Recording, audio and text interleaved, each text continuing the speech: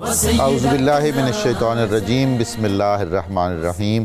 ناظرین کرام، 92 news channel کے پروگرام صبح نور میں آپ کا میزبان غلام معین الدین نظامی آپ کی خدمت میں حاضر ہے۔ آپ کو اور آپ کے اہل خانہ کو میرا اور میرے ساتھیوں کا سلام اور دعائیں پہنچیں۔ حضرت ابو انیس محمد برکت علی رحمہ اللہ تعالیٰ کی تالیف اسماء النبی الکریم سے رسول اللہ صلی اللہ علیہ وآلہ وسلم کا ایک مقدس اسم پڑھنے کی سعادت حاصل کرتے ہیں۔ سیدنا کثیر الاستغفار، ہمارے سردار کثرت کے ساتھ استغفار فرمانے والے، درود و سلام بھیجے اللہ تعالیٰ آپ پر، آپ کی آل پاک پر اور آپ کے صحابہ کرام پر۔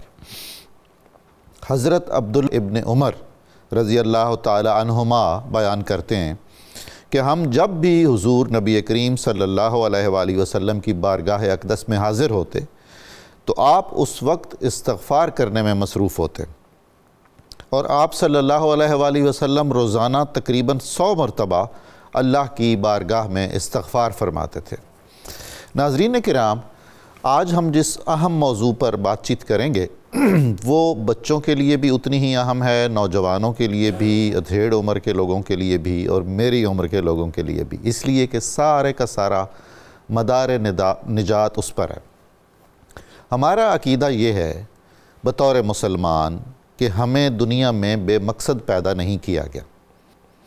الدنیا مزرعۃ الآخرہ، اس دنیا کے بعد ایک اگلا جہان ہے جس کا نام آخرت ہے، اور ہم یہاں کاشتکاری کرنے کے لیے آئے ہیں، اپنے اعمال کے بیج بونے کے لیے آئے ہیں، جس کی فصل اٹھائیں گے ہم اگلے جہان میں جا کر۔ رسول اللہ صلی اللہ علیہ وآلہ وسلم کی محبوب ترین دعا بھی یہی ہے، ربنا آتنا فی الدنیا حسنۃ وفی الآخرۃ حسنۃ وقنا ربنا عذاب النار وقنا عذاب النار۔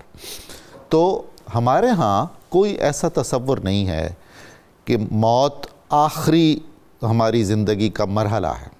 ہمارے شاعروں تک نے کہا موت ایک ماندگی کا وقفہ ہے، یعنی آگے چلیں گے دم لے کر۔ ہم تھوڑے سے تھک گئے ہیں اور ایک مرحلے میں ہیں، یہاں ہم سستائیں گے، آرام کریں گے، اس کے بعد ہم اگلے مرحلے میں انشاءاللہ العزیز داخل ہو جائیں گے جہاں ہم ہمیشہ رہیں گے۔ وہ جو اگلا مرحلہ ہے اس میں ہم نے اپنی اس دنیا کا سارے اعمال کا حساب دینا ہے۔ ہمارے ایمان کا حصہ ہے کہ ہم موت کے بعد دوبارہ اٹھائے جائیں گے، اپنے اعمال کا حساب کتاب پیش کریں گے، اور سزا اور جزا ہوگی، اور جنت اور دوزخ ہوگا۔ قرآن کریم میں احادیث مبارکہ میں یہ معاملہ کثرت سے بیان ہوا ہے۔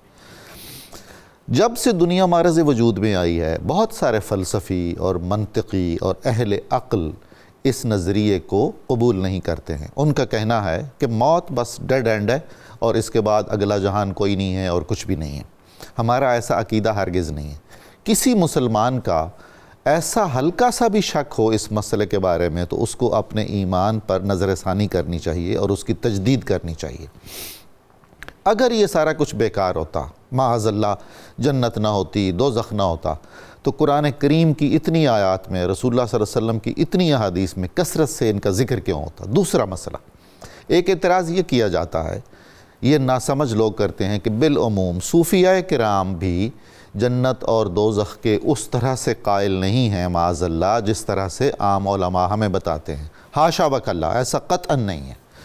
کوئی صوفی کامل ایسا نہیں ہے جس کا عقیدہ ختم نبوت پر اور عقیدہ جنت اور دوزخ پر اعتقاد اور ایمان نہ ہو۔ صرف ان کا نقطہ نظر ذرا سا مختلف ہے، وہ اس کا تشریحی نقطہ نظر ہے۔ مختلف میں نے غلط کہا ہے، وہ اس کی توسیعی اور تشریحی ایک کیفیت ہے۔ ان کا کہنا ہے کہ جنت سے بھی بڑی کیفیت اور بڑی نعمت رضا الہی ہے۔ اگر اللہ کی خوشنودی حاصل ہو گئی تو جنت تو جھونگے میں آ جائے گی۔ دوسرا ان کا کہنا ہے کہ جنت کی تمام نعمتیں ایک طرف، اور اس جنت میں مومنوں سے کیا جانے والا وعدہ دیدار الہی ایک طرف، سب سے بڑھ کر نعمت وہ ہے، اور بالکل وہ جہنم کے قائل ہیں۔ اور ساتھ میں وہ کہتے ہیں کہ ہمیں یہ بھی ذہن میں رکھنا چاہیے کہ اللہ کی جو ناراضی ہے، معاذ اللہ کی ناراضی دوزخ سے بھی ہزاروں گنا زیادہ عذابناک ہے اور عذاب علیم والی ہے۔ اب ایک والدین جب ہم بنتے ہیں مسلمان، تو والدین کے طور پر ہماری ذمہ داریاں دوہری ہو جاتی ہیں. ہمیں اپنے آپ کو بھی آگ سے بچانا ہے، اپنی مغفرت اور نجات کا سامان بھی پیدا کرنا ہے، اور اللہ، اس کے رسول اور امت اور معاشرے نے اولاد کی شکل میں ہمیں جو امانتیں سونپی ہیں، ہم نے ان کو بھی قبلہ رخ رکھنا ہے. ہم نے ان کی جذباتی احساساتی پرورش بھی کرنی ہے. محض ان کی دنیاوی فرمائشیں نہیں پوری کرتے رہنا، اور محض ان کی دنیا کی بہتری کا نہیں سوچتے رہنا، بلکہ انہیں تاکید کرنی ہے، انہیں تنبیہ کرنی ہے، اور بوقت ضرورت مناسب حکیمانہ انداز میں ان پر سختی بھی کرنی ہے، تاکہ وہ آخرت میں بھی نجات پائیں اور اہل جنت میں سے قرار پائیں. ہماری اولاد کو ہمارے لیے صدقہ جاریہ ہونا چاہیے. ہم اللہ کی پناہ مانگتے ہیں کہ خدا نخواستہ ہماری اولاد ہمارے لیے ایک سلسلہ شر جاری بنے. اللہ تعالیٰ اس سے ہمیں محفوظ رکھے. تو اب ایک ذمہ دار مسلمان کا ایک ایک لمحہ جواب دہی کا اس کے بغیر اس سے خالی نہیں ہے، جواب دہی کے احساس سے خالی نہیں ہے. ہم ایک ایک سانس کا جواب دینے والے ہیں، اور جو ہمارے ذمے لوگ ہوں گے، ہمارے ماتحت ہوں، ہمارے گھر والے ہوں، ہمارے بچے ہوں، ہم ان کے بھی جواب دہ ہیں جب تک کہ وہ عاقل اور بالغ نہیں ہو جاتے. ہم یہ باتیں جاری رکھیں گے. اور آج اسلامی تصور جنت اور دوزخ پر بات چیت ہوگی، اور اس کا بنیادی تھیم ہم نے قرآن مقدس سے لیا ہے، جس میں فرمایا گیا ہے کہ قُوا أَنفُسَكُمْ وَأَهْلِيكُمْ نَارًا، اپنے آپ کو بھی آگ سے بچاؤ اور اپنے اہل و عیال کو بھی آگ سے بچاؤ.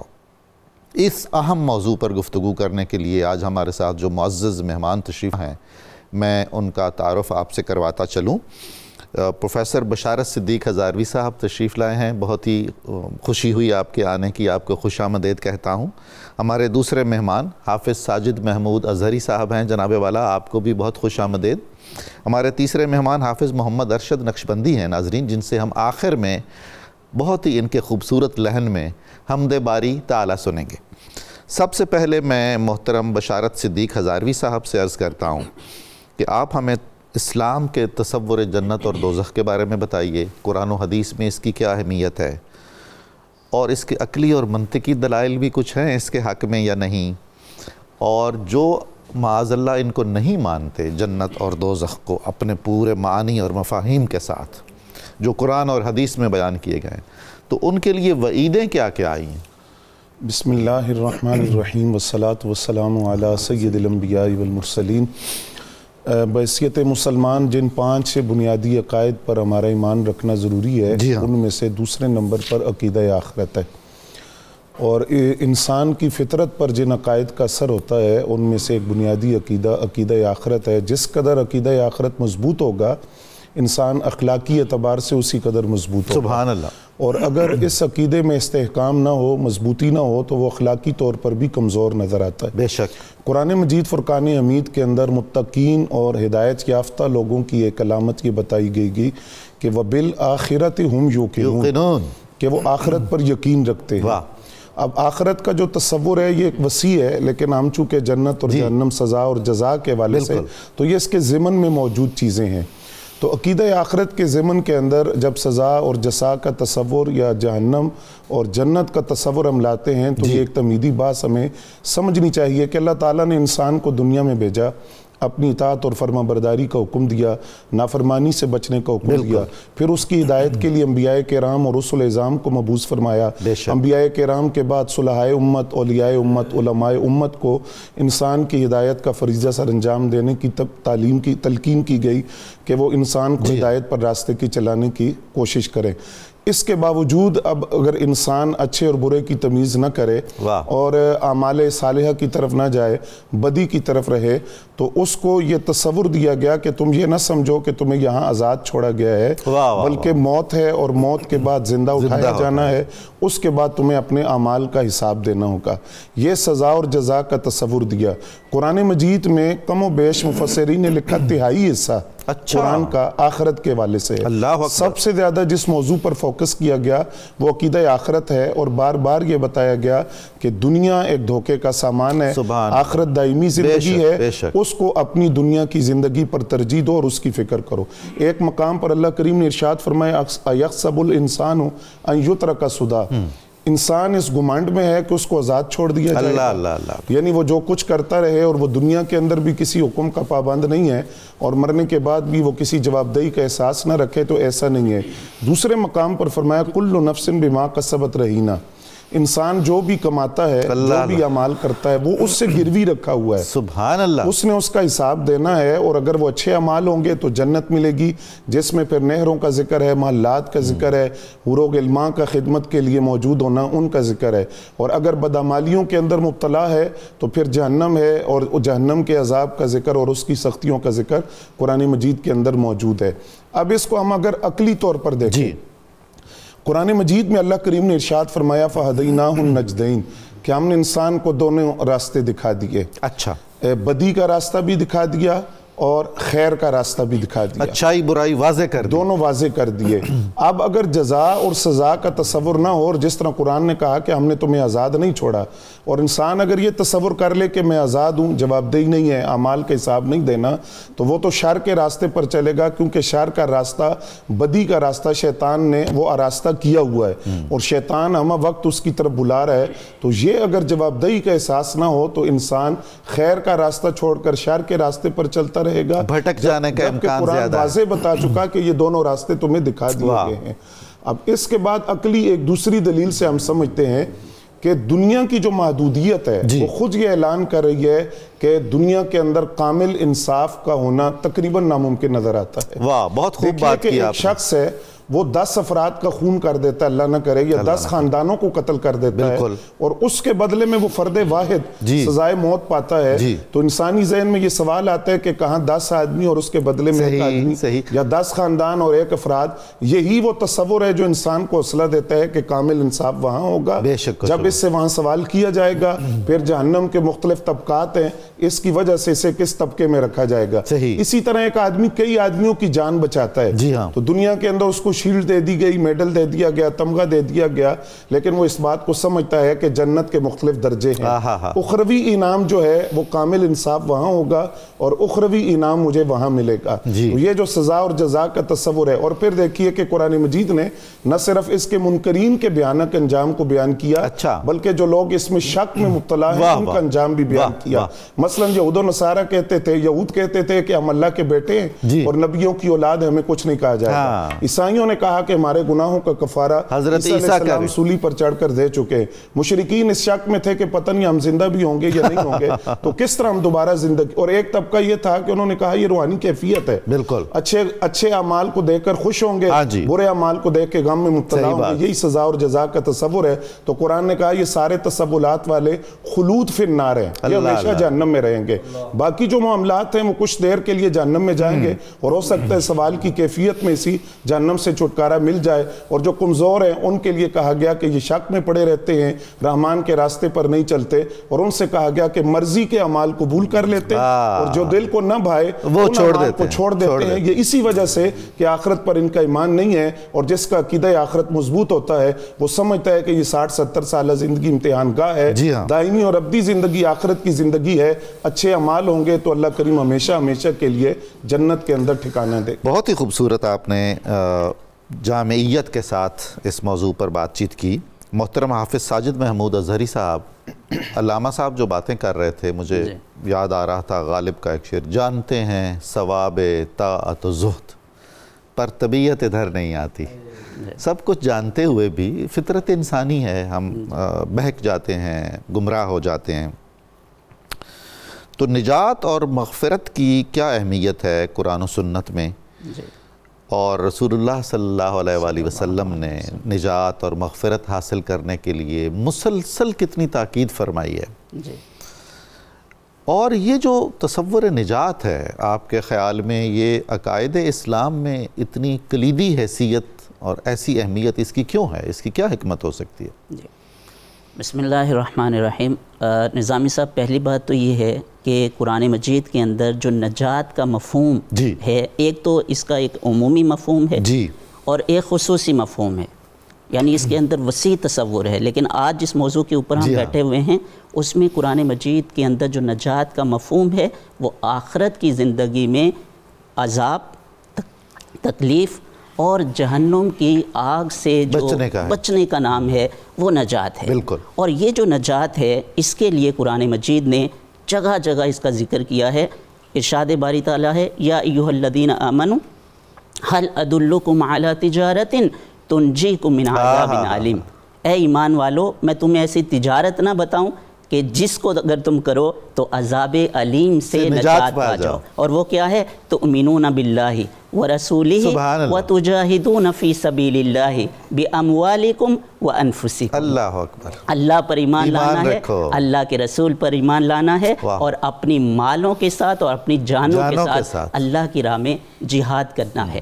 قرآن مجید میں یہ جو جہنم کے عذاب سے نجات کے لیے جو طریقہ بتایا ہے، جو اعمال بتائے ہیں، وہ دو طرح کے ہیں۔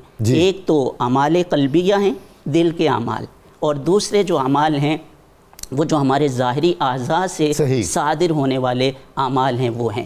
اعمال قلبیہ کے بارے میں قرآن مجید فرماتا ہے یوم لا ینفع مال ولا بنون الا من اتی اللہ بقلب سلیم، وہ آخرت کا دن جس میں نہ کوئی مال کام آئے گا، نہ آپ کے بیٹے اولاد کام آئیں گی، جو کام آئے گا وہ قلب سلیم ہے، سلامتی قلب، وہ دل جو کفر سے، نفاق سے اور فسق و فجور سے بچا ہوا ہوگا اور بچا ہوگا۔ دیکھیں نظامی صاحب، یہ جو دل کے اعمال ہیں اس میں سب سے جو افضل ترین اور بہترین عمل ہے دل کا وہ خوف الہی ہے، جس کو قرآن نے کہا وَنَجَّيْنَا الَّذِينَ آمَنُوا وَكَانُوا يَتَّقُونَ، ہم نے نجات دی ان کو جو ایمان لائے اور جو اللہ سے ڈرتے رہے۔ اور تقوی کا جو محل ہے وہ اللہ کے رسول نے فرمایا التقوی ہا ہنا، تقوی جو ہے اس کا محل، اس کی جگہ وہ دل ہے اور وہ خوف خدا ہے۔ یہ جو خوف خدا ہے یہ اصل میں آخرت میں نجات کا باعث بنے گا جہنم کی آگ سے۔ صحیح بخاری کی جو حدیث ہے کہ ایک شخص جس نے اپنی وفات کے وقت اپنے بیٹوں کو وصیت کی تھی کہ جب میں مر جاؤں تو میرے مرنے کے بعد میری ڈیڈ باڈی کو جلا دینا، اور جلا کر جب یہ راکھ بن جائے تو اس راکھ کو ہواؤں میں اڑا دینا۔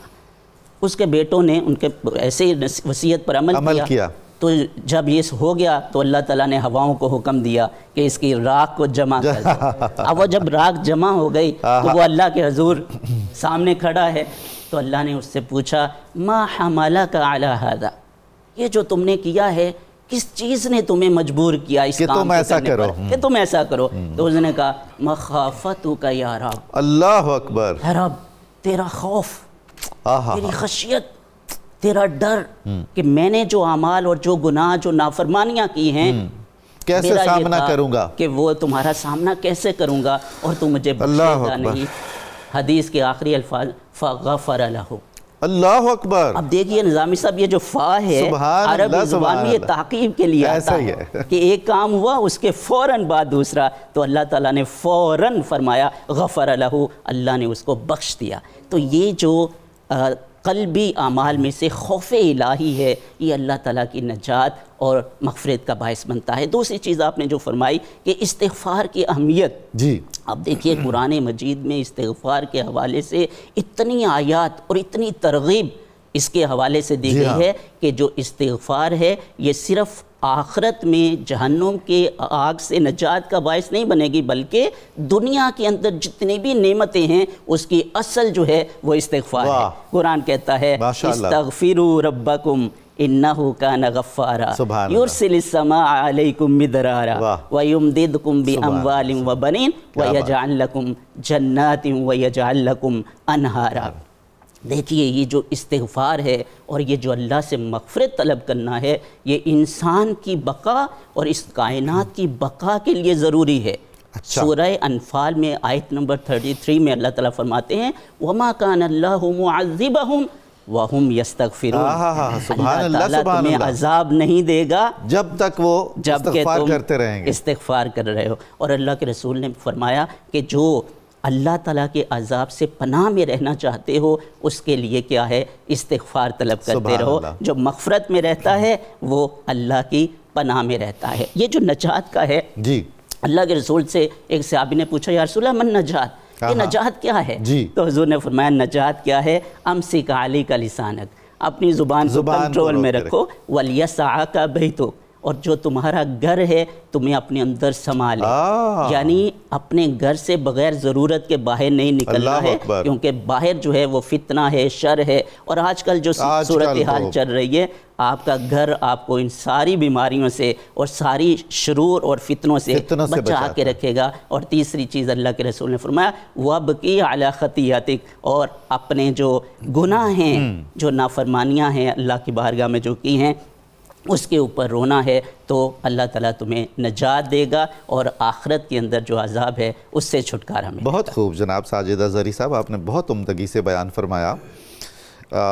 پروفیسر بشارت صدیق ہزاروی صاحب, ابھی ہم جب زندگی گزار رہے ہوتے ہیں تو یہ سوچتے ہیں کہ انشاءاللہ جب ہم وفات پا جائیں گے تو یہ رنج و علم, درد و غم ختم ہو جائیں گے. اور اس وقت ہم یہ نہیں سوچ رہے ہوتے کہ کیا ہم ایسے کام کر رہے ہیں کہ بعد میں ہمیں راحت اور چین ملے. وہ جو ایک شاعر نے کہا نا کہ اب تو گھبرا کے یہ کہتے ہیں کہ مر جائیں گے, مر کے بھی چین نہ پایا تو کدھر جائیں گے. تو ہمیں یہ ضرور ذہن میں رکھنا چاہیے کہ ایسے اعمال کریں کہ ہماری موت ایک راحت کی موت ہو. صوفیاء کا کہنا ہے کہ موت تو ایک پل ہے جو عاشق کو معشوق سے ملا دیتی ہے, جو دوست کو دوست سے ملا دیتی ہے. تو صحابہ کرام رضوان اللہ تعالی علیہم اجمعین, تابعین اور اولیاء لرزتے رہے احساس جہنم سے اور خدا کی ناراضی کے خوف سے. کتنی تگ و دو فرماتے رہے یہ تمام حضرات, دعائیں کرتے رہے, ایسے اعمال کرتے رہے, انہوں نے زندگی اس طرح سے گزاری. تو کیسی ایمان افروز باتیں ہیں ان کی. سر اس میں ایک بنیادی بات پہلے ہمیں یہ سمجھنی چاہیے کہ قرآن مجید کے اندر مومنین کی جتنی صفات بیان ہوئی ہیں ان کا پہلا مصداق صحابہ کرام رضوان اللہ تعالیٰ علیہ. بے شک. اور ان میں ایک صفت بیان ہوئی خاشعین, اللہ تعالیٰ سے ڈرنے والے. بے شک. اور جن کو خود اللہ کریم ارشاد فرمائے خاشعین, کیونکہ اس وقت تو صحابہ کرام ہی موجود تھے. بالکل بالکل. اور پھر یہ وہی نفوس قدسیہ ہیں جن کے سروں پر رضائے الہی کے تاج سجائے گئے. بے شک. لیکن اس کے باوجود ان کی کیفیات کیا تھی؟ حضرت سیدنا صدیق اکبر رضی اللہ تعالیٰ عنہ ایک باغ میں تشریف لے گئے اور آپ نے ایک درخت پر چڑیا کو بیٹھے ہوئے دیکھا تو فرمایا کہ کاش میں بھی ایک پرندہ ہوتا. اللہ اکبر, اللہ اور میں درخت سے اپنی خوراک لیتا اور پھر مجھ سے کل قیامت کے دن کوئی سوال نہ کیا جاتا. اور ایک مقام پر فرماتے ہیں کاش میں سبزہ ہوتا جس کو جانور کھا لیتے, بات ختم ہو جاتی. سبحان اللہ, سبحان اللہ کا حساب نہ دینا پڑتا. اور یہ وہی ہیں جن کے لیے قرآن نے کہا وَسَيُجَنَّبُهَا الْأَتْقَى, لیکن اس کے باوجود خوف خدا کا اور خشیت الہی کی کیفیات یہ ہیں. حضرت سیدنا فاروق اعظم رضی اللہ تعالیٰ عنہ کے بارے میں ان کے صاحبزادے مطیع اعظم حضرت عبداللہ ابن عمر رضی اللہ تعالیٰ عنہ فرماتے ہیں تیسری صف میں کھڑا ہوتا تھا اور ابا جان قرآن کی تلاوت کرتے, جنت جہنم کا ذکر آتا تو اس طرح روتے کہ تیسری صف میں آواز کو سنتا. اللہ اکبر. اور ایک دن اپنے نفس سے مخاطب ہو کر فرمایا, مٹی کا ڈھیلا زمین سے اٹھایا, اس کو اپنے سامنے رکھا اور فرمایا کہ کاش میں بھی مٹی کے اس ڈھیلے کی طرح ہوتا. بات ختم ہو جاتی, مجھے اپنے اعمال کا حساب نہ دینا پڑتا اور اللہ تعالیٰ کے سامنے جو جواب دہی کا مسئلہ ہے وہ نہ ہوتا. کاش میں مٹی ہوتا اور ختم ہو جاتا. حضرت سیدنا عثمان غنی رضی اللہ تعالیٰ عنہ کا ایک پیغام بھی ہے اس عمل کے اندر کہ وہ قبرستان میں جاتے تھے, شیخ خاموشہ میں جا کر قبرستان میں جا کر زاروں کے تار روتے. تو لوگوں نے ان سے سوال کیا کہ جنت اور جہنم پر آپ کی یہ کیفیت نہیں ہوتی جو قبرستان میں ہوتی ہے؟ تو فرمایا کاش تم عثمان کی نظر سے دیکھ سکتے کہ یہ جو قبرستان ہے, برزخی زندگی ہے, یہ آخرت کی منازل میں سے پہلی منزل ہے. یعنی جنت اور جہنم کا جو تصور ہے وہ بہت بعد کا مسئلہ ہے, یہ پہلا مسئلہ ہے. یہاں اگر تم دیکھ لو کہ قبروں میں ہوتا کیا ہے تو فرمایا کہ پہلی منزل میں اگر کوئی کامیاب نہ ہو سکا تو آگے اس کے لیے مشکلات ہی مشکلات ہیں. اسی ضمن میں ہمارا ایمان عذاب قبر پر بھی ہے. جی بالکل. بعض لوگ یہ جو کہتے ہیں کہ قبر میں عذاب ہو گیا تو آخرت میں نہیں ہوگا, یا قبر میں نہیں ہوگا آخرت میں ہوگا, تو اس کا رد بھی اس میں موجود ہے. یہیں سے شروع ہو جاتا ہے حساب کتاب. عذاب قبر برحق ہے اور نبی علیہ السلام کی بے شمار حدیث ہے. نبی علیہ السلام نے ایک مقام پر یہ بھی فرمایا کہ اگر مجھے یہ خوف نہ ہوتا کہ تم مردے دفنانے چھوڑ دو گے تو میں تمہیں بتاتا کہ قبروں میں ہوتا کیا ہے. اللہ اکبر. اور پھر مولا علی المرتضیٰ حیدر کرار کرم اللہ تعالی وجہ کریم آپ کی عادت کریمہ تھی کہ آپ جب بیت المال کی صفائی کر دیتے تو 2 رکعت نفل وہاں ادا کرتے، اور ادا کرنے کے بعد آپ فرماتے کہ اے زمین تو گواہ رہنا کہ میں نے انصاف کیا ہے، میں نے عدل کیا ہے، کل قیامت کے دن میرے حق میں یہ گواہی دینا۔ اور پھر مولا کائنات علی المرتضیٰ شیر خدا رضی اللہ تعالیٰ عنہ قبرستان جا کر قبر والوں سے مخاطب ہوتے اور یہ پیغام دیتے کہ آخرت کی منازل میں سے یہ پہلی منزل ہے، اس کا کس قدر خیال کرنا چاہیے۔ حضرت ابو ہریرہ رضی اللہ تعالیٰ عنہ جو احادیث نبویہ کے بارے بے قرار ہیں، بے شک، ان سے کسی نے عرض کیا کہ مجھے کوئی نبی علیہ السلام کا فرمان سنائے۔ اچھا، آپ کی بات سنتے ہی آپ نے فرمایا کہ میرے نبی صلی اللہ علیہ وسلم نے فرمایا یہ بات کر کے تو آپ بے ہوش ہو گئے۔ جب افاقہ ہوا ہوش میں آئے، پھر فرمایا کہ حضور نے فرمایا پھر بے ہوش ہو گئے۔ 3 مرتبہ ایسا ہوا۔ تیسری مرتبہ کے بعد جب کچھ افاقہ ہوا تو آپ نے ان 3 آدمیوں کا ذکر کیا جن کے بارے میں نبی علیہ السلام نے فرمایا سب سے پہلے وہ 3 آدمی جہنم میں داخل ہوں گے۔ ایک ان میں وہ عالم ہوگا، مجاہد ہوگا، سخی ہوگا کہ جن کے اندر اخلاص نہیں تھا اور ریاکاری کی ساتھ انہوں نے اپنے علم کا یا دولت کا یا اپنے جہاد کا بہادری کا استعمال کیا۔ تو یہ بات کر کے آپ نے اپنی ران پر ہاتھ مارا اور پھر غش کھا کر گر پڑے کہ یہ کتنا مشکل مرحلہ ہے آخرت کا، کہ جہاں ایک انسان زندگی کے اندر اعمال صالحہ کر رہا ہے لیکن نیت کے اندر اخلاص نہیں ہے، تو اس کو بھی یہ دن دیکھنا پڑے گا۔ وہ نمود و نمائش والا ہے۔ جی بالکل ایسا ہی ہے۔ جب قرآن مجید کی آیت نازل ہوئی ان زلزلۃ الساعۃ شیء عظیم، اللہ اکبر، کہ جو قیامت ہے یہ معاملہ بہت بڑا معاملہ ہے، جب یہ آیت نازل ہوئی تو صحابہ کرام رضوان اللہ تعالی علیہم اجمعین کو نبی علیہ السلام نے خطبہ دیا، اور اس خطبے میں حضور نے فرمایا کہ تم جانتے ہو اس دن کی کیا کیفیت ہوگی کہ آدم علیہ السلام سے کہا جائے گا کہ جہنم کی فوج لے کر آئے۔ عرض کہ حضور وہ جہنم کی فوج کیا ہوگی؟ فرمایا 1000 میں سے 999 جہنم میں جائیں گے، ایک جنت میں داخل ہوگا۔ یہ وہ بات تھی جس پر صحابہ کرام رونے لگے اور ان کی جو داڑیاں تھی اور ریش مبارک وہ آنسوں سے تر ہو گئی، اور یہ ان کی کیفیات تھی۔ اور ایک مقام پر حضرت نضر تابعی بیان کرتے ہیں کہ میں مدینہ طیبہ آیا، حضرت انس بن مالک رضی اللہ تعالیٰ عنہ سے میری ملاقات ہوئی۔ اس دوران اچانک اندھیرا چھا گیا، اچانک تاریکی آ گئی۔ تو میں نے ان سے سوال کیا کہ کیا نبی علیہ السلام کے دور میں بھی اس طرح آندھی آتی تھی، طوفان آتا تھا؟ انہوں نے کہا کہ تم کیا پوچھتے ہو، سرکار دو عالم صلی اللہ علیہ وسلم کے دور میں جب اس طرح آندھی تو ہم روتے ہوئے مسجدوں کی طرف دوڑتے تھے کہ اللہ کا عذاب نازل ہو رہا ہے، اور خود نبی علیہ السلام بے چین ہو جاتے۔ سابقہ جو اقوام تھی ان پر جو آنے والے عذاب تھے، بالخصوص قوم عاد پر جو عذاب آیا وہ تیز آندھی کا عذاب تھا، تو اس کو سوچ کر حضور پریشان ہو جاتے کہ میری امت پر وہ عذاب تو نہیں آنے لگا۔ اب یہاں پھر یہ بات بھی جو تعلیم جس طرح آپ نے انٹرو میں فرمایا کہ نبی علیہ السلام ایک صحابی کی عادت کے لیے گئے اور آپ نے دیکھا کہ وہ سوکھ گئے ہیں اور بہت دبلے پتلے ہو گئے، تو حضور نے فرمایا کہ تم نے عافیت کے لیے دعا نہیں مانگی، اپنی صحت کے لیے دعا نہیں کرتے؟ انہوں نے کہا حضور میں تو ایک دعا کثرت سے کرتا رہا کہ یا اللہ جو عذاب تو نے مجھے آخرت میں دینا ہے وہ دنیا میں ہی دے دے، آخرت کے عذاب کو میں برداشت نہیں کر سکتا۔ تو حضور نے فرمایا تمہیں یہ دعا مانگنی چاہیے تھی، ربنا آتنا فی الدنیا حسنۃ وفی الآخرۃ حسنۃ وقنا عذاب النار، کہ تم آخرت کے عذاب سے پناہ مانگتے، دنیا میں وہ عذاب نہ مانگتے، کیونکہ آخرت کا عذاب بڑا سخت ہے، اس سے ہر بندہ مومن کو پناہ مانگنی چاہیے۔ اللہ اکبر، ماشاءاللہ ماشاءاللہ۔ ناظرین کرام، آپ دیکھ رہے ہیں کہ کتنے اہم موضوع پر کتنی عمدگی سے قرآن و حدیث کی روشنی میں اور اکابر امت کے احوال کی روشنی میں ہم بات چیت کر رہے ہیں۔ ہمیں درود پاک کا ایک مختصر سا وقفہ لینا ہے، تھوڑی دیر بعد ہم دوبارہ آپ کی خدمت میں حاضر ہوتے ہیں۔ آپ ہمارے ساتھ رہیے۔ اگلے مرحلے میں بالکل عصری مسائل جو آج کل ہم محسوس کر رہے ہیں اور جن کا سامنا کر رہے ہیں اس پر بات چیت ہم کریں گے۔ دوبارہ ملتے ہیں۔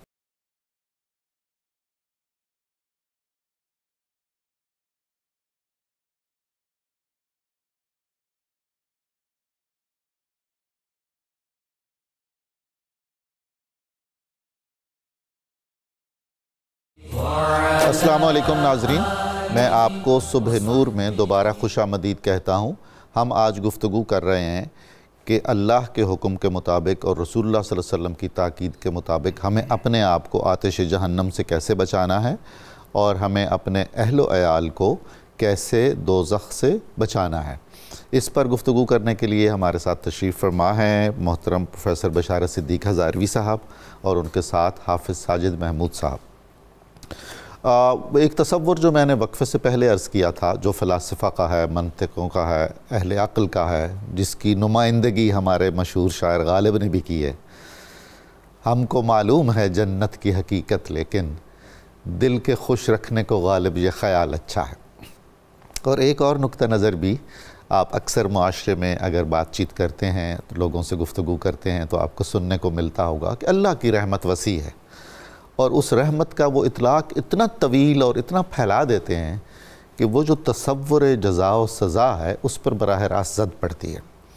جبکہ ابھی ہم نے سنا کہ قرآن کریم میں 1/3 حصہ اس تصور جزا و سزا سے متعلق ہے. تو ہمیں چیزوں کو گڑمڑ نہیں کرنا چاہیے، کسی بھی چیز کو، کسی بھی عقیدے کو ہلکا نہیں لینا چاہیے. اسی پر بات چیت کو آگے بڑھاتے ہوئے میں جناب حافظ ساجد محمود اظہری صاحب سے درخواست کرتا ہوں کہ آپ ہمیں یہ بتائیے کہ ہم خود کو اور اپنے اہل و عیال کو کیسے نجات دلا سکتے ہیں آتش دوزخ سے. اس سلسلے میں کچھ مسنون دعائیں ہیں، کچھ اعمال ہیں، اوراد ہیں، وظائف ہیں.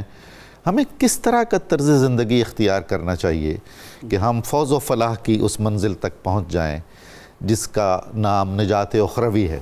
جی نظامی صاحب، ایک تو آپ نے بات کی کہ ہمارے جو لوگ ہیں وہ عقیدے کے اندر، آخرت کے اندر وہ جو مکسنگ کر دیتے ہیں، اور ایسی چیزیں کہ دیکھیں جنت اور دوزخ یہ کیا ہے کہ ایک ایسا تصور ہے جس کے لیے قرآن مجید نے گائیڈ لائنز دے دی ہیں. بے شک. اب ہم کیا کرتے ہیں کہ جو نان مسلمز ہیں ان کو بھی اب جنت میں ان کے دخول کے لیے اس طریقے سے بات ہو رہی ہوتی ہے کہ جو بھی نیک اعمال کیے وہ جنت میں جا رہے ہیں.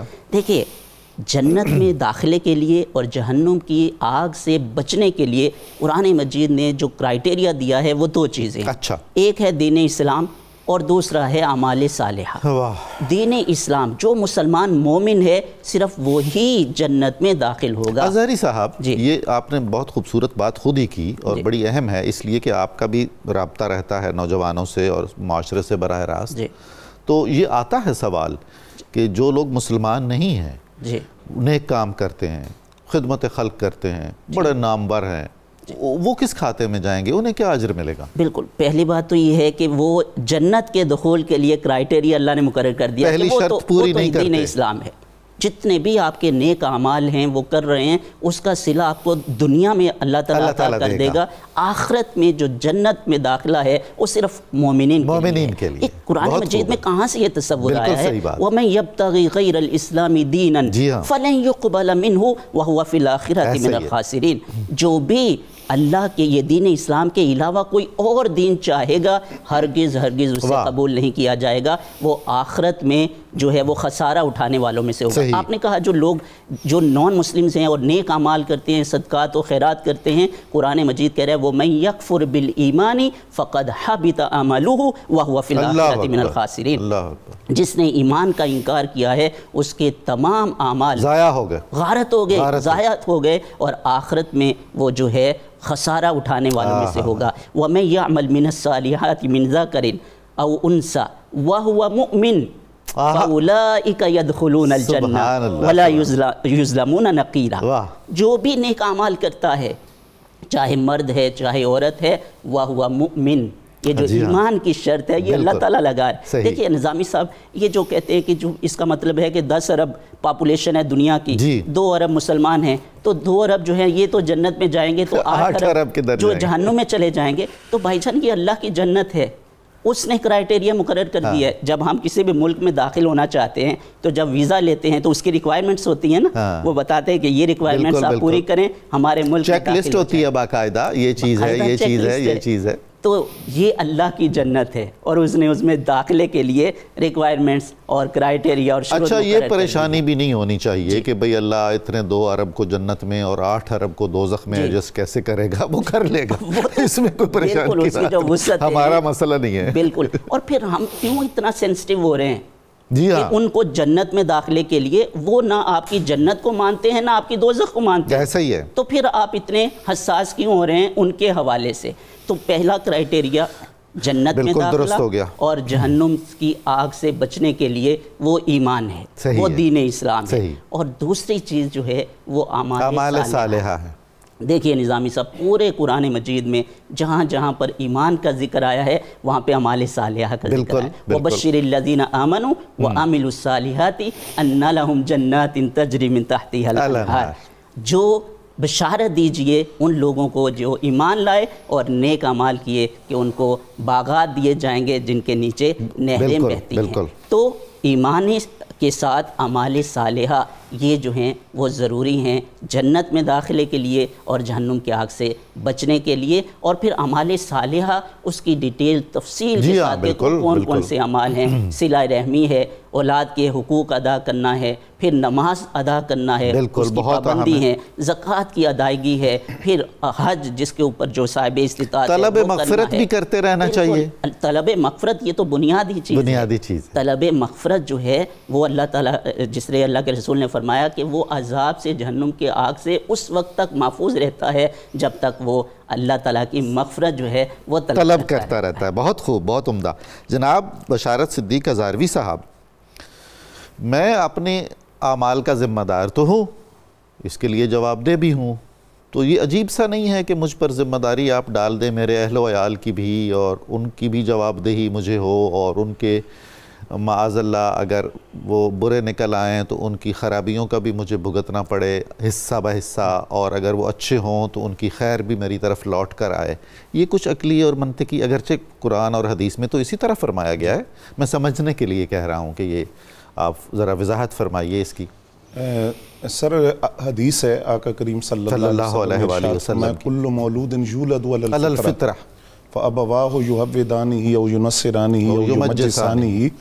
تو اس حدیث کی روشنی میں ہمیں یہ بات سمجھنی چاہیے کہ فرمایا کہ بچہ فطرتی طور پر مسلمان ہوتا ہے, وہ اس کے والدین اس کو عیسائی بنائیں, یہود کی طرف لے جائیں یا مجوسی بنائیں. ایسا ہی ہے. تو اس حدیث سے ایک بات تو یہ سمجھنی چاہیے کہ اولاد کے حوالے سے سب سے بڑی ذمہ داری والدین کی ہوتی ہے. بے شک. جو آج ہمارا ٹائٹل ہے, موضوع ہے قو انفسکم واہلیکم نارا. جب یہ آیت نازل ہوئی تو حضرت سیدنا فاروق اعظم رضی اللہ تعالیٰ عنہ نے نبی علیہ السلام سے سوال کیا کہ حضور یہ فرمائیں ہم خود تو جہنم سے بچتے ہیں, گھر والوں کو کیسے بچائیں گے؟ بہت اہم. حضور نے فرمایا عمر خود نماز پڑھتے ہو, گھر والوں کو حکم دے وہ بھی پڑھے, اور خود برائی سے بچتے ہو, گھر والوں کو حکم دے وہ بھی بچے, نیکی کرتے ہو گھر والوں کو حکم دو کہ وہ بھی نیکی کریں. اس آیت کی تفسیر میں مفسرین نے لکھا کہ اس آیت سے فرض عائد ہو رہا ہے والدین پر کہ وہ اپنے اہل خانہ کے جو ہے تلقین کریں, ان کی تربیت کریں. اور حضرت خواجہ حسن بصری رحمۃ اللہ علیہ کی روایت ہے, نبی علیہ السلام نے فرمایا کہ انسان سے سوال ہوگا کہ جو ذمہ داری تمہیں دی تھی تم نے اس کی حفاظت کی, اس کو ضائع کر دیا, اور اس میں یہ سوال بھی ہوگا کہ تم نے اپنے گھر والوں کی تربیت کیا کی, ان کو حلال اور حرام کا فرق بتایا, جائز اور ناجائز کا فرق سمجھایا, اچھائی کی طرف لے گئے, برائی سے روکا یا نہیں روکا. اور پھر قیامت کے جو سوال ہیں ان میں 3 سوال یہ بھی ہیں کہ آدمی سے اس وقت 3 سوال یہ بھی کیے جائیں گے کہ تم نے اپنی اولاد کی تربیت کیا کی, علم کون سا سکھائے اور آداب کیا سکھائے. اب ہم جب نبی علیہ السلام کے فرامین کی طرف دیکھتے ہیں تو حضور صلی اللہ علیہ وسلم نے فرمایا کہ انسان کے لیے اس کے ماں باپ کی طرف سے سب سے بڑا تحفہ حسن تربیت ہے. دیکھیے انسان اپنی اولاد کو گاڑی دیتا ہے, کپڑے دیتا ہے, مکان دیتا ہے, یہ عارضی چیزیں ہیں. مکان کل ختم ہو جائے گا, کپڑے ختم ہو جائیں گے, گاڑی پرانی ہو جائے گی, لیکن فرمایا دنیا کے اندر بھی اور آخرت کے اندر بھی اعمال صالح کام آئیں گے. حسن تربیت, اعمال صالحہ اس اولاد کو خود بھی کام آئیں گے اور ماں باپ کے لیے بھی وہ کام آئیں گے, اور آگے بھی چلیں گے اور آخرت میں بھی. جس طرح حضور صلی اللہ علیہ وسلم نے فرمایا آدمی نیکیوں کا ڈھیر دیکھ کر عرض کرے گا یا اللہ یہ میں نے نہیں کی, تو رب فرمائے گا تو نے جو نیک اولاد پیچھے چھوڑی تھی یہ ان کی طرف سے بھیجے ہوئے صدقہ جاریہ بن گئی. اور نبی علیہ السلام کا اپنا انداز تربیت کیا تھا. سر اس میں یہ بات میں عرض کروں گا کہ جو بچپن ہے انسانی زندگی کے مراحل قرآن نے بیان کیے ہیں, ان میں جو بچپن ہے یہ گیلی مٹی کی طرح ہے. اس کو ہم جو شیپ دینا چاہیں, سراہی بنا لیں, گھڑا بنا لیں, پلیٹ بنا لیں, اسی طرح انسانی شخصیت پر وہ اثر رہتا ہے. یا جو بچے کا دل ہے وہ آئینے کی طرح ہوتا ہے, ہم اس پر جو نقش کر دیں وہ قیامت تک نقش ہو جاتا ہے اور اس کی سیدت میں وہ نظر آتا ہے. تو نبی علیہ السلام نے فرمایا کہ بچپن سے اپنی اولاد کی تربیت کی جائے. اس میں ایک تو وہ فرمان کہ ادبوا اولادکم علی ثلاث خصال, کہ اپنی اولاد کو بچپن سے 3 چیزیں سکھاؤ, نبی کی محبت سکھاؤ, قرآن کی محبت سکھاؤ, اہل بیت کی محبت سکھاؤ. پھر خود انداز تربیت کیا تھا. حضرت ابو سلمہ رضی اللہ تعالیٰ عنہ جو حضرت ام سلمہ رضی اللہ تعالیٰ عنہ کے پہلے شوہر ہیں, وہ فرماتے ہیں کھانا کھا رہا تھا تو برتن میں میرا ہاتھ پھیر رہا تھا, کبھی دائیں کا جا رہا ہے کبھی بائیں جا رہا ہے, تو نبی علیہ السلام نے فرمایا یا غلام سم اللہ, اے لڑکے اللہ کا نام لو اور کل بیمین کا, دائیں ہاتھ سے کھاؤ, مما یلیک, اور جو تمہارے سامنے وہاں سے کھاؤ. تو اس سے پتہ چلا کہ کھانا کھانے کے آداب, لباس کے آداب, نشست و برخاست کے آداب, یہ والدین کی ذمہ داری ہے وہ اپنی اولاد کو سکھائے. حضرت انس رضی اللہ تعالیٰ عنہ فرماتے ہیں میں چھوٹا بچہ تھا, نبی علیہ السلام کی خدمت میں تھا, تو جب میں گھر جانے لگا تو نبی علیہ السلام نے فرمایا یا بنیہ, اے بیٹے, جب تم گھر جاؤ تو گھر والوں کو سلام کرنا, उस सलाम की बरकत अल्लाह तुम्हें भी अता फरमाएगा और तुम्हारे घर वालों को भी अता फरमाएगा। सुभान अल्लाह। और एक रिवायत के अंदर ये लफ्ज़ हैं, सहाबी फरमाते हैं, हज़रत अब्दुल्ला इब्न अब्बास इसके रावी हैं, कहते हैं एक नौउमर लड़के थे, मैदान अरफात था, तो खवातीन की तरफ उन्होंने देखा। अच्छा। तो नबी अलैहिस्सलाम ने उनको आज़ाद नहीं छोड़ा, आप रूहानी बाप हैं पूरी उम्मत के, आपने तरबियत फरमाई और हुजूर का हर अमल जो है वो तालीम उम्मत के लिए और तरबियत के लिए है। तो आपने उस लड़के का जो चेहरा था वो पकड़कर मोड़ दिया, और मोड़ कर फरमाया कि अपनी जुबान को, अपनी आंख को, अपने दिल को काबू में रखो, क्योंकि जो इसको काबू में रखता है उसकी मगफिरत हो जाती है। तो नबी अलैहिस्सलाम ने फरमाया कि माँ बाप वो राई हैं और उनके जो तो मातहत रियाया है वो उनकी औलाद है, वो उसके निगरान और जिम्मेदार हैं। वो अपने आप को किसी तौर पर भी बरियो ज़िम्मा नहीं समझ सकते। कोई उज़र और बहाना इसमें नहीं है कि हम अपनी औलाद की तरबियत क्यों नहीं कर सके। कुरान का वाज़ेह हुक्म है, कू अनफुसकुम व अहलीकुम नारा, अपने आप को भी जहन्नम की आग से बचाओ और अपने अहल व अयाल। 50% अपनी ज़ात है और 50% जिम्मेदारी अहल व अयाल की आयद होती है। बहुत खूबसूरत बात आपने की। हाफिज़ साजिद महमूद अज़हरी साहब, आज के माँ बाप जिनमें मैं भी शामिल हूँ, मिसाल के तौर पर मैं चाहूँगा कि जी मेरे बच्चों की जो जिस्मानी नशो नमा है और जो उनकी ज़ाहिरी आसाइशें और सहूलतें हैं वो तो उन्हें हासिल होती रहें, वो जंक फूड भी खाएँ, ब्रांडेड चीज़ें इस्तेमाल करें, बेहतरीन मोबाइल इस्तेमाल करें, लैपटॉप लें, टैब्स लें, गाड़ियों पे चढ़ें और ऐश करें, खूब करें। क्या उनके अकायद की दुरुस्ती और उनके आमाल का दुरुस्त होना, नेकी और बदी की तमीज़ सिखाना, ये भी मेरी ज़िम्मेदारी है और इस सिलसिले में मुझे क्या करना चाहिए? यानी ये तो बड़ा अजीब सा बचगाना सा लगता है कि आजकल बेशतर नौजवान ऐसे हैं कि वो जिस्मानी तौर पर तो बाप या माँ बनने के काबिल बन गए, लेकिन ज़हनी तौर पर, शख्सियत के एतबार से, किरदार की पुख्तगी के एतबार से, मामला फ़हमी के एतबार से वो अभी बिल्कुल नाक पूंछते बच्चे जैसे बने हुए हैं। तो ऐसी नस्लें क्यों पैदा हो रही हैं और हमारी क्या कोताही है इसमें? वालिदैन पर क्या आयद होता है? जी बिल्कुल निज़ामी साहब, इसके ऊपर बात करने से पहले अगर सिर्फ 30 सेकंड का मुझे दें। पिछले सवाल में आपका एक जुज़ वो रह गया था कि जो मसनून दुआएं हैं जहन्नुम की आग से बचने के लिए, वो अल्लाह के रसूल ने फरमाया अल्लाहुम्मा अजिरनी मिनन नार। ये जो दुआ है फजर की नमाज अदा करने के बाद 7 मरतबा आपने पढ़नी है। और अगर कोई दिन के औकात में उसकी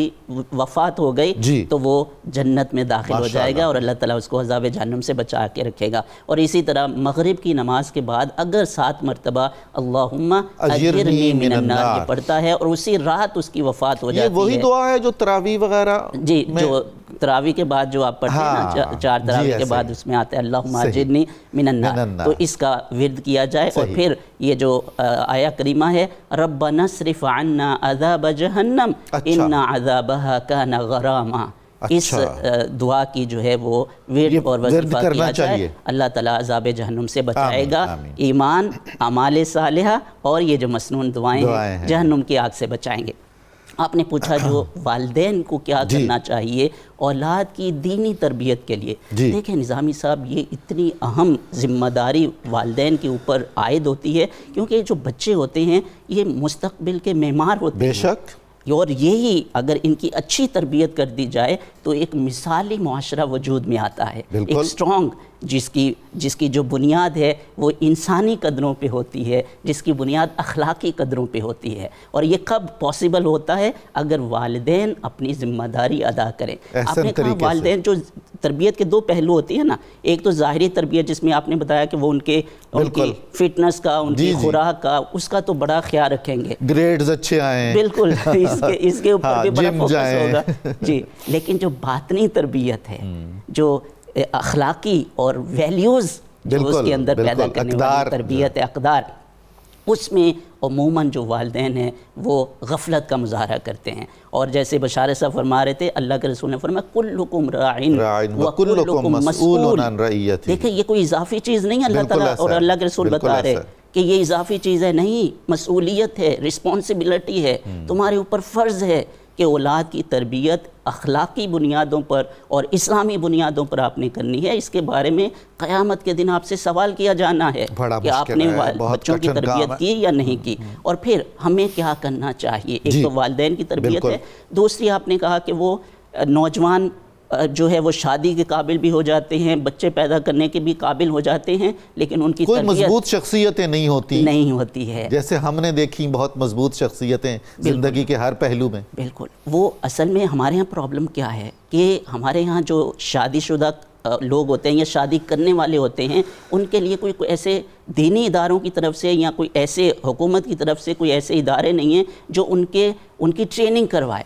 جی ہم عرب کنٹریز میں رہے تو وہاں پر کیا ہوتا ہے کہ اس طریقے سے جو مساجد کی طرف سے اس طرح کورسز اور ٹریننگز کا اہتمام کیا جاتا ہے، یعنی دورہ تدریبیہ للمقبلین علی الزواج، جو شادی میں داخل ہونا چاہ رہے ہوتے ہیں تو اس کے لیے کیا ذمہ داریاں ہیں بطور والد، کیونکہ یہ بہت بڑی ذمہ داری ہے نا۔ تو جب آپ پریپیئر ہو کر اس میں معذرت کے ساتھ ہمارے ہاں تو جب شادی کا سلسلہ شروع ہوتا ہے نا، تو صرف ایک ہی چیز پر زور ہوتا ہے، مارکیٹ جانا ہے، شاپنگ کرنی ہے، برانڈڈ چیزیں لینی ہیں۔ یہ جو اہم پہلو ہے کہ آپ کو اخلاقی طور پر، ذہنی طور پر اور نفسیاتی طور پر کیسے بیہیو کرنا ہے، مشکل زندگی کے مرحلے کیسے طے کرنے ہیں، قطعاً کوئی خاص تربیت کا اہتمام نہیں ہوتا۔ اور یہ اتنی امپورٹنٹ چیز ہے کہ آپ نے ان ساری چیزوں پہ، ظاہری چیزوں پہ تو اتنا کچھ کر دیا، لیکن اگر آپ ان پہلوؤں پر صرف نظر کریں گے، غفلت برتیں گے تو شادی شدہ تعلق وہ کنٹینیو نہیں رہ سکتا ہے، اس کے اندر پرابلمز آئیں گے اور دو خاندان جو ہیں وہ تباہ ہو جائیں گے۔ اور ہم جانتے ہیں کہ معاشرے کی بنیادی اکائی وہ خاندان ہے، اگر یہ جڑا ہوا ہے، اگر اس کے اندر محبت ہے تو معاشرے کے اندر جو ہے وہ امن و سلامتی کا گہوارہ بن جاتا ہے، اور اگر یہ جڑا ہوا نہیں ہے تو پورا معاشرہ بد امنی کا اور فتنہ فساد کا شکار ہو جاتا ہے۔ بہت خوبصورت، میں آپ کا شکر گزار ہوں، آپ نے اپنی قیمتی باتوں سے ہمیں نوازا، یقیناً ہمارے ناظرین کو بھی اس سے فائدہ ہوا ہوگا اور سوچنے کے کئی دروازے کھلیں گے۔ ناظرین کرام، کتاب الشفا سے نسخے کا وقت ہوا ہے، رنج و غم سے نجات کا نسخہ ہے۔ رسول اللہ صلی اللہ علیہ وآلہ وسلم نے ارشاد فرمایا، جو شخص صبح شام 3 بار آخری 3 سورتیں پڑھے گا قرآن کریم کی، اللہ تعالیٰ اسے ہر طرح کے مصائب سے اور آلام سے محفوظ رکھے گا۔ سیدنا امام محمد تقی علیہ السلام کا قول مبارک ہے، توبہ کی قبولیت کی 4 شرطیں ہیں: دل میں ندامت کا احساس ہونا، زبان سے استغفار کرنا، گناہ کی تلافی کرنا اور گناہ دوبارہ نہ کرنے کا پختہ ارادہ کرنا۔ ناظرین، آج اخبار 2 نیوز میں اسی موضوع پر اپنے آپ کو اور اپنے اہل و عیال کو جہنم کی آگ سے بچائیے، بہت عمدہ مضمون ہے، آپ ضرور پڑھیے گا۔ پروگرام کی تفصیل جاننے کے لیے صبح نور کے ایکس کو فالو کریں، فیس بک پیج کو لائک کریں، پروگرام کی تفصیل دیکھنے کے لیے ہمارا یوٹیوب چینل سبسکرائب کریں اور اپنی قیمتی رائے سے ہمیں ضرور آگاہ کریں۔ ابھی ہم نعرہ لگائیں گے، آپ ہمارا ساتھ دیں گے اور آخر میں ہم حافظ محمد ارشد نقشبندی صاحب کی خوبصورت آواز میں حمد باری تعالیٰ سنیں گے اور اس پہ ہمارا پروگرام ختم ہوگا۔ آئیے نعرہ لگاتے ہیں، پاکستان کا مطلب کیا؟ لا الہ الا اللہ محمد رسول اللہ۔ حافظ محمد ارشد نقشبندی صاحب۔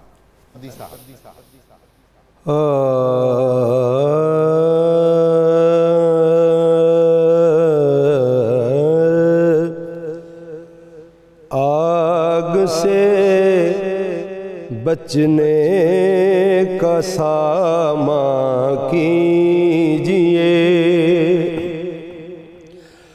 آگ سے بچنے کا سامان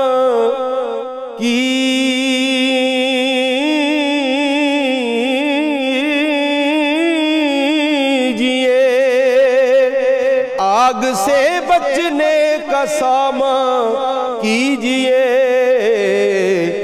خود کو رب کے زیر دامن کیجئے، خود کو رب کے زیر فرما کیجئے،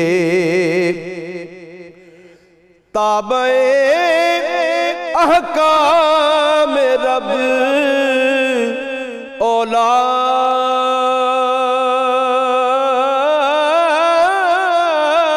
اولاد ہو،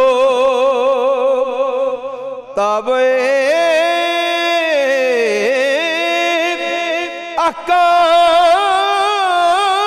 احکام رب اولاد ہو، خود پہ بھی اس پہ بھی احسان کیجئے، خود پہ بھی اس پہ بھی احسان کیجئے، آگ سے بچنے کا سامان کیجئے، آتش دوزخ بڑی ہی سخت ہے، آتش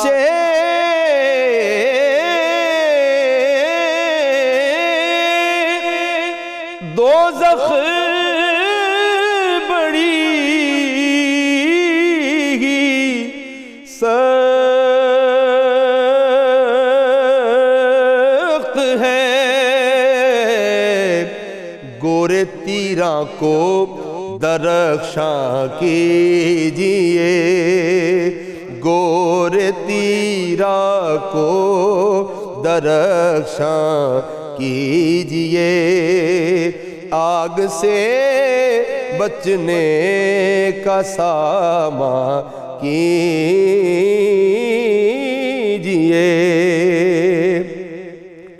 اور ساجد اس کی رحمتیں کیجئے،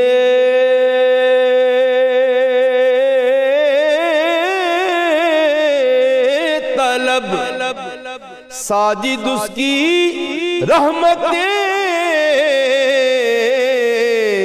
کیجئے طلب،